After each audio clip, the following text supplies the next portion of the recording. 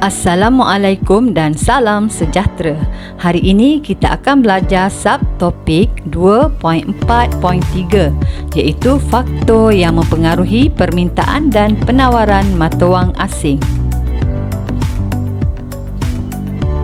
Terdapat 5 faktor yang mempengaruhi permintaan dan penawaran mata wang asing iaitu import negara, ekspor negara, kadar faedah, spekulasi mata wang dan citarasa pengguna terhadap barangan import. Kita lihat yang pertama iaitu ekspor negara. Permintaan terhadap mata wang sesebuah negara berlaku apabila negara tersebut mengeksport barang dan perkhidmatan. Contohnya, Malaysia mengeksport barang ke China. Jadi, pengimport dari negara China akan meminta RM bertujuan untuk membuat bayaran kepada pengeksport di Malaysia. Apabila jumlah ekspor meningkat, maka permintaan RM akan meningkat. Apabila jumlah ekspor menurun, permintaan RM akan menurun juga. Import negara. Penawaran bagi mata wang sesebuah negara wujud apabila negara tersebut mengimport barang dan perkhidmatan. Contohnya, pengimport di Malaysia mengimport barang dari Jepun. Penawaran RM bertujuan untuk memperoleh mata wang yen supaya dapat membuat bayaran kepada pengeksport di Jepun. Apabila jumlah import meningkat, penawaran RM meningkat. Apabila jumlah import menurun, penawaran RM menurun. Kadar faedah. Penurunan kadar faedah dalam negara akan mendorong kepada pemindahan modal portfolio dari Malaysia ke luar negara. Kenaikan kadar faedah dalam negara akan menggalakkan pemindahan modal dari negara lain ke Malaysia. Apabila kadar faedah menurun, permintaan mata wang asing meningkat. Apabila kadar faedah meningkat, penawaran mata wang asing meningkat. Citarasa pengguna terhadap barangan import. Apabila pengguna suka membeli barangan import, maka permintaan mata wang asing akan meningkat. Apabila pengguna tidak suka membeli barang import, maka permintaan mata wang asing akan menurun. Dan yang terakhir adalah spekulasi mata wang. Apabila diramalkan nilai RM meningkat, permintaan RM sekarang meningkat. Apabila diramalkan nilai RM menurun, permintaan RM sekarang akan menurun. Kita lihat beberapa soalan berkenaan dengan permintaan dan penawaran mata wang asing. A. Dania dan keluarganya sering melancong ke Filipina pada musim cuti sekolah. B. Faris membeli kasut sukan yang diminatinya semasa berkunjung ke rumah saudaranya di Brunei. C.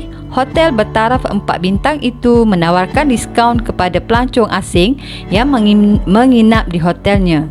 D. Crystal dari Malaysia menempah perkhidmatan teksi di Australia sebaik sahaja tiba di negara itu.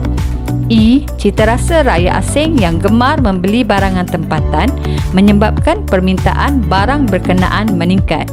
Dan F. Encik Rawi dari India menghantar anaknya melanjutkan pelajaran di Malaysia. Untuk yang pertama, Dania dan keluarganya sering melancong ke Filipina pada musim cuti sekolah. Jadi, Malaysia terpaksa membuat bayaran kepada Filipina. Ini adalah import. Dania meminta mata wang asing supaya boleh membuat bayaran kepada Filipina. Jawapannya ialah permintaan mata wang asing. Soalan yang kedua, Faris membeli kasut sukan yang diminatinya semasa berkunjung ke rumah saudaranya di Brunei. Malaysia terpaksa membuat bayaran kepada Brunei. Jadi ini adalah import.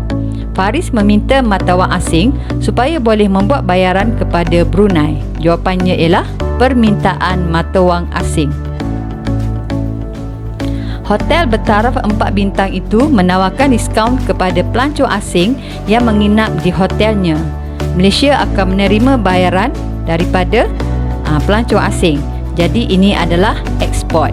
Pelancong asing menawarkan mata wang mereka untuk mendapatkan RM bagi membuat bayaran kepada hotel. Jawapannya ialah penawaran mata wang asing. Crystal dari Malaysia menempah perkhidmatan teksi di Australia sebaik sahaja tiba ke negara itu. Malaysia terpaksa membuat bayaran kepada Australia. Ini adalah import. Crystal meminta mata wang asing untuk membuat bayaran kepada Australia. Jawapannya ialah permintaan mata wang asing. Citarasa rakyat asing yang gemar membeli barangan tempatan menyebabkan permintaan barang berkenaan meningkat. Maka Malaysia akan menerima bayaran daripada rakyat asing. Ini adalah ekspor.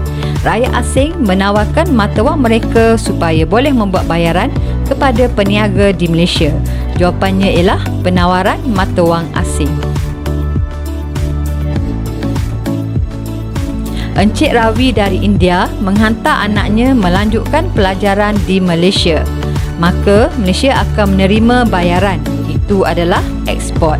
Rakyat asing menawarkan mata wang mereka supaya boleh membuat bayaran kepada Malaysia. Jawapannya ialah penawaran mata wang asing. Soalan 2. Manakah antara berikut menunjukkan berlakunya permintaan terhadap ringgit Malaysia? A. Encik Abu dari Terengganu mengimport beras dari Thailand. B. Janet dari Singapura mengimport minyak kelapa sawit dengan pengusaha di Malaysia. C. Pelancong Malaysia menggunakan perkhidmatan teksi untuk ke hotel sebaik tiba di United Kingdom. D. Hani membeli baju kebaya di Indonesia semasa bercuti di sana. Kita perhatikan permintaan terhadap ringgit Malaysia berlaku apabila kita mengeksport barangan. Jadi kita lihat jawapannya ialah B. Janet dari Singapura mengimport minyak kelapa sawit dengan pengusaha di Malaysia. Itu adalah ekspor.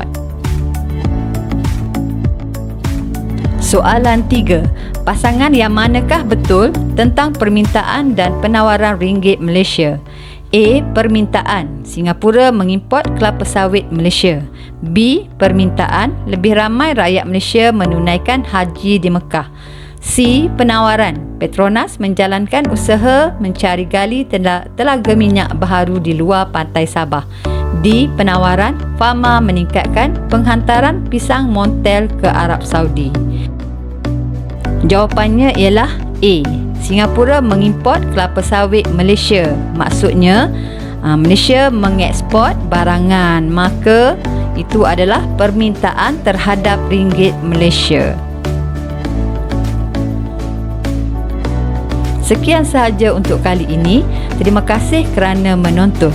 Jumpa lagi di dalam video yang seterusnya. Assalamualaikum.